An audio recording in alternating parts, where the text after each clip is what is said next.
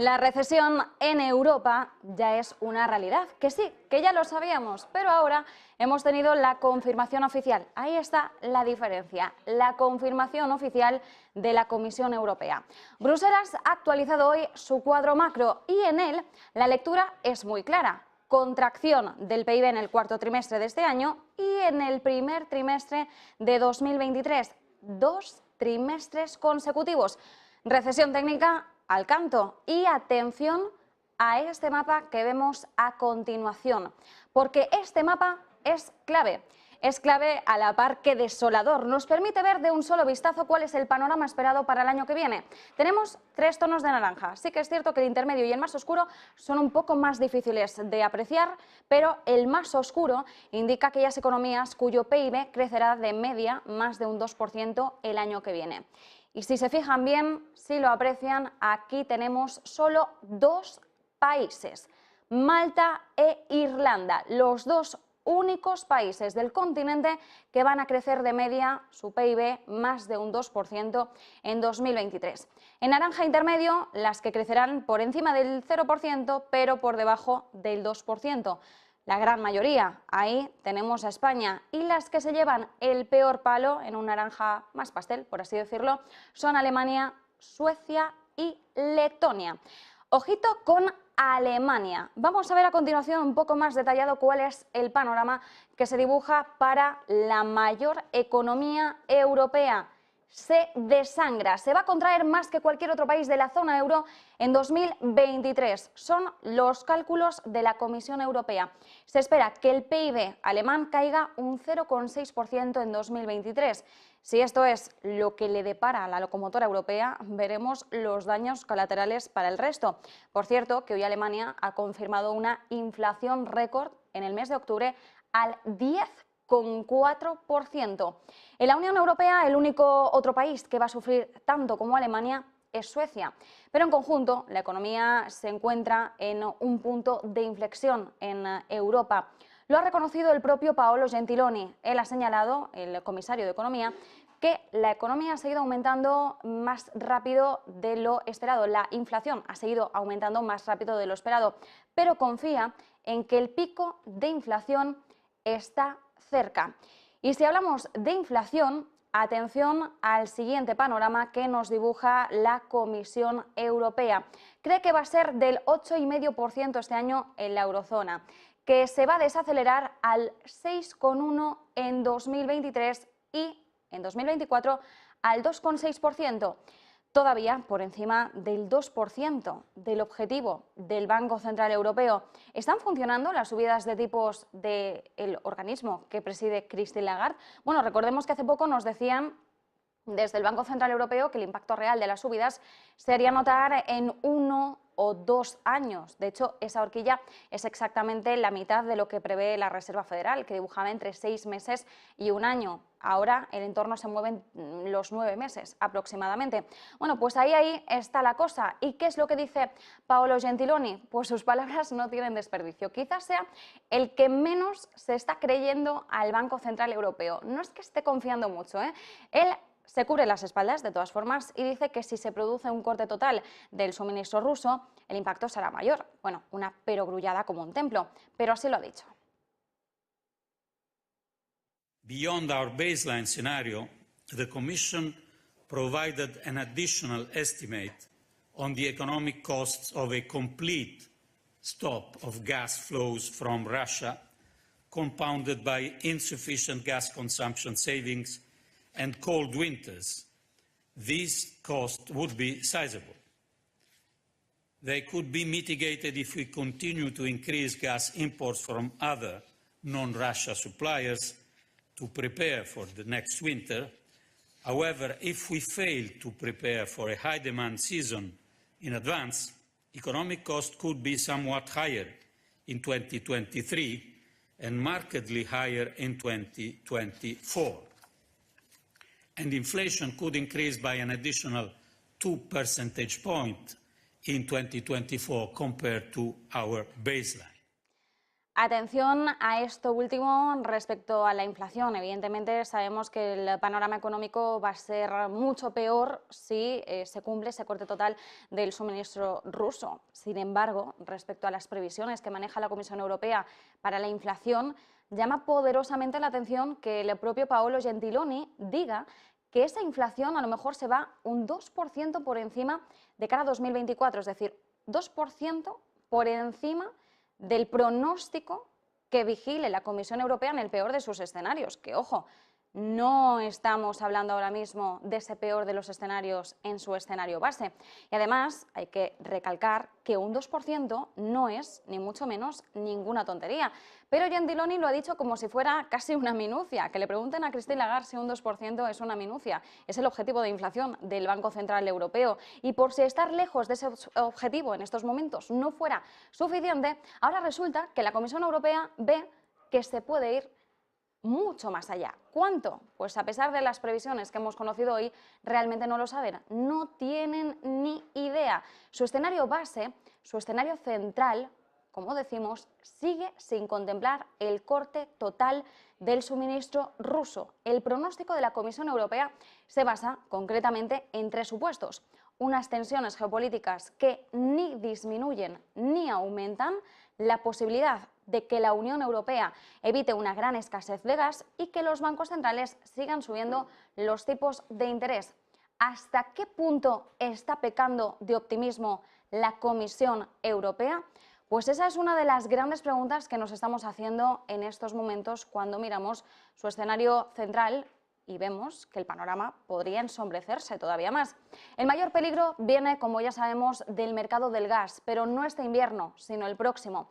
¿Qué es lo que nos está diciendo Gentiloni? Pues que si no es posible llenar las instalaciones de almacenamiento de gas lo suficiente en 2023 por la congelación del suministro ruso, los precios de la energía podrían volver a subir y la inflación podría resultar más alta de lo esperado también en 2024. ¿Cuánto más? Insistimos, ni ellos mismos lo saben. En cuanto al déficit, la Comisión Europea prevé un aumento del déficit presupuestario para intentar sobrellevar el golpe del coste energético por la guerra en Ucrania. En concreto, el déficit público aumentará el año que viene en 2 décimas, del 3,4% esperado a cierre de este año al 3,6% el año que viene. Y hemos hablado ya de algunas de las principales afectadas en este panorama: Alemania, la peor; Suecia, muy similar. ¿Qué ocurre con España? Bueno, pues aquí tenemos un nuevo mazazo a las previsiones del gobierno español. Bruselas también contradice las expectativas de PIB de Calviño para el año que viene. Recordemos, el gobierno espera un 2,1%. En cuanto conocíamos esto, en palabras de Nadia Calviño, ya salieron pues varios análisis apuntando a que que el 2,1% del gobierno era muy optimista. Bien, pues ojo al palo que le da Bruselas al gobierno de España, porque Bruselas dice no, un 2,1, pero ¿dónde vas? 1% vas a crecer tú el año que viene. A Gentiloni se le ha preguntado precisamente por esto: ¿por qué son tan diferentes sus previsiones de las del gobierno español?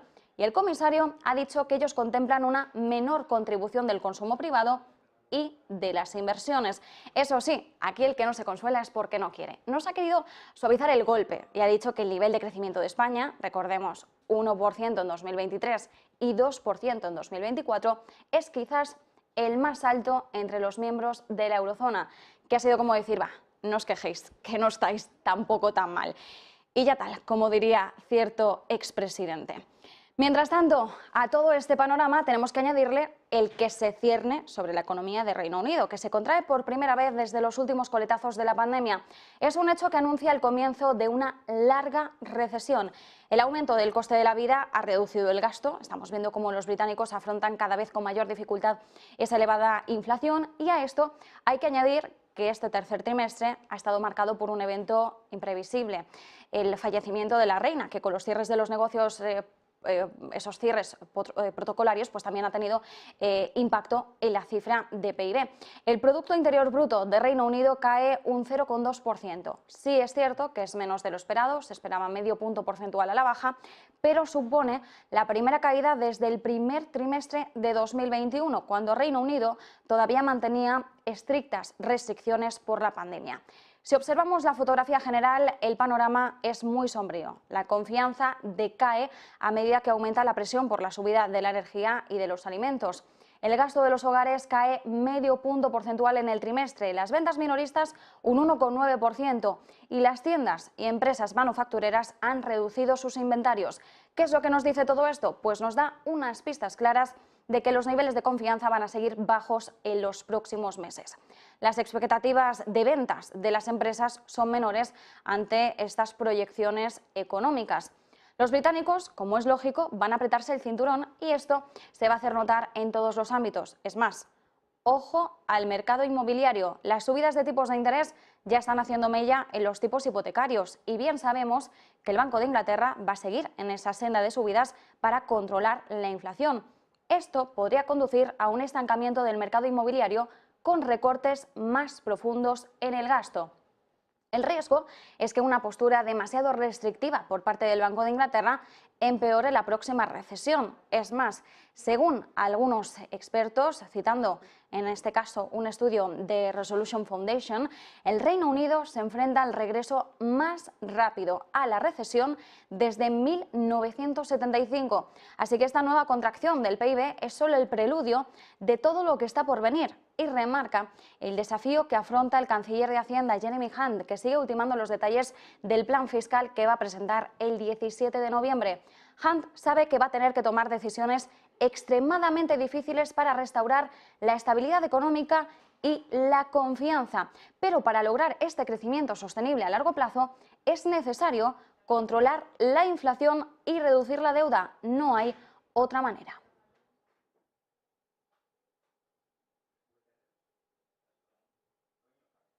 Escuchamos a Jeremy Hunt hablando precisamente de esas decisiones difíciles que tiene que tomar.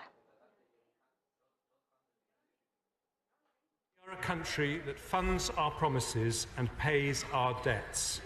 And when that is questioned, as it has been, this government will take the difficult decisions necessary to ensure there is trust and confidence in our national finances.